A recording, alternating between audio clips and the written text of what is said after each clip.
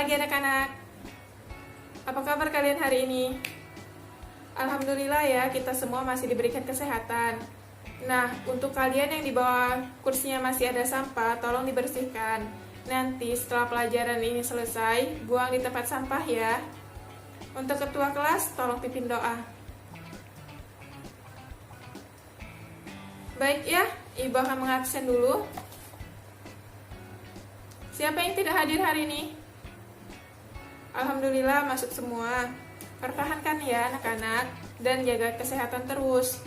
Nah, ada yang masih ingat minggu lalu kita membahas materi tentang apa? Iya, benar, minggu lalu kita membahas materi tentang pasar monopoli. Ada yang sudah tahu hari ini kita akan membahas apa?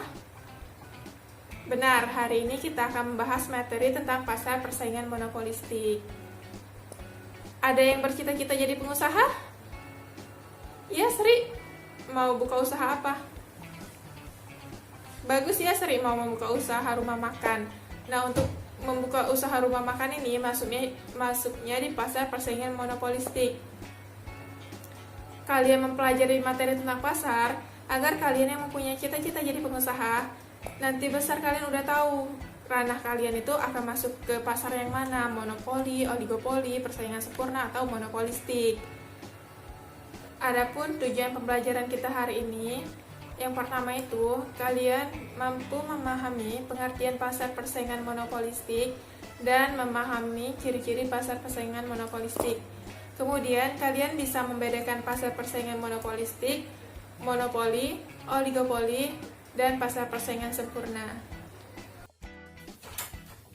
Baik ya, untuk hari ini kalian bisa membuka buku kalian di halaman 37. Di situ ada tentang pasar persaingan monopolistik. Nah, ada yang tahu pengertian pasar persaingan monopolistik? Ya, silakan Fatur. Benar ya, pasar persaingan monopolistik adalah pasar yang di dalamnya terdapat banyak produsen menjual produk yang sama, namun memiliki beberapa aspek yang berbeda. Kalian bisa membaca di PPT Ibu ini.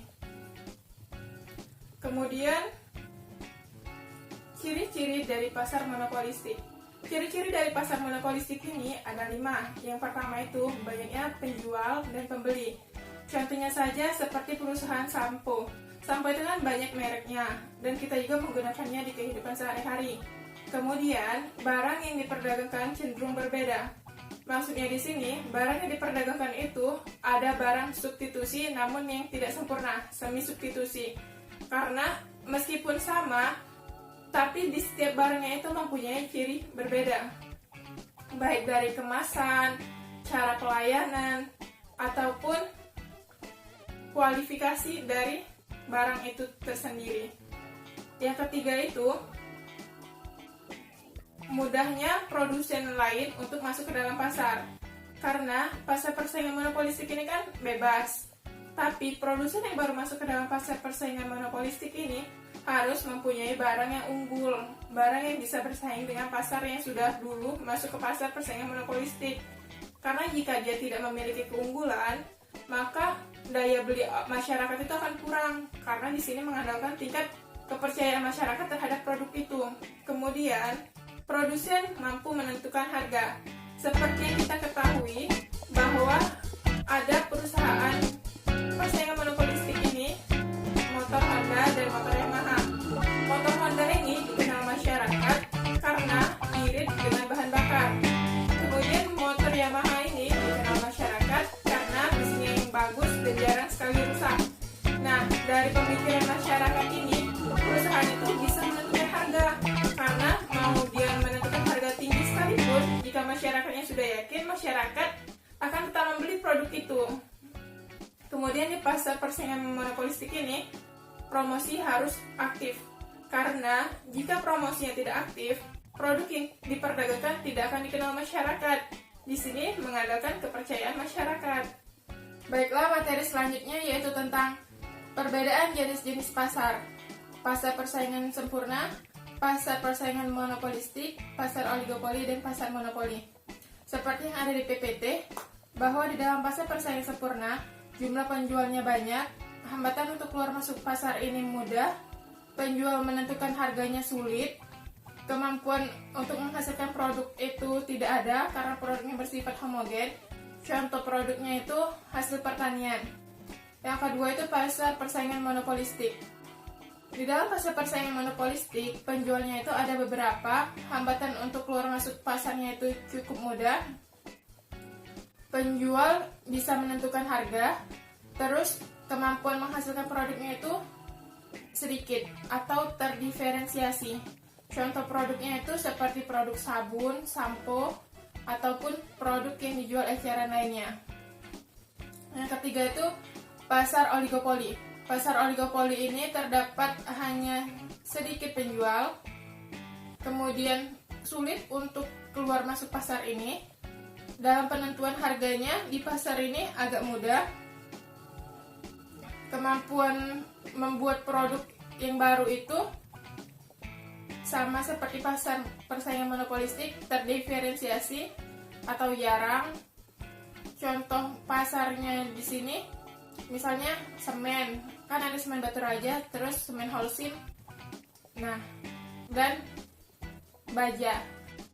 Kemudian yang keempat itu pasar monopoli. Di dalam pasar monopoli ini hanya terdapat satu penjual dan banyak pembeli. Hambatan untuk keluar masuk pasar monopoli ini sangat sulit. Penjual menentukan harganya bisa karena sedikit pasarnya, jadi yang menentukan harganya itu ialah penjual, jadi mudah. Kemudian kemampuan menghasilkan produknya itu berupa produk yang unik. Contohnya itu perusahaan listrik atau perusahaan kereta api Indonesia. Nah, dari penjelasan Ibu tadi, apa ada yang masih belum dimengerti?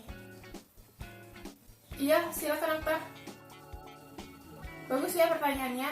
Nah, jadi kalau kita ingin mendirikan usaha, kita harus melihat dulu kita itu adanya di pasar yang mana. Misalnya Sri tadi kan adanya di pasar persaingan monopolistik karena dia ingin membuka rumah makan.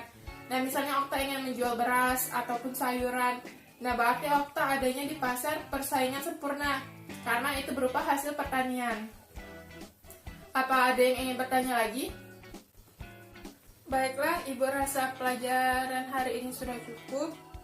Dari kalian ada yang bisa menyimpulkan? Iya, benar ya. Jadi hari ini kita membahas tentang pasar persaingan monopolistik, ciri-ciri pasar persaingan monopolistik, dan perbedaan pasar persaingan sempurna, pasar monopolistik, pasar oligopoli, dan pasar monopoli. Baiklah, Ibu rasa sudah cukup penjelasan dari Ibu. Untuk tugasnya, kalian buka buku halaman 47. Di situ ada tugas uraian, kalian kerjakan dan dikumpul minggu depan. Untuk pertemuan minggu depan, kita akan membahas materi tentang pasar oligopoli. Di rumah kalian belajar dulu tentang pasar oligopoli, sehingga pas kita belajar minggu depan, kalian sudah mempunyai kemampuan dasar untuk pemahaman pasar oligopoli. Ibu rasa sudah cukup. Terima kasih atas waktunya. Alhamdulillah kita ada di akhir pembelajaran. Ibu ucapkan wassalamualaikum warahmatullahi wabarakatuh.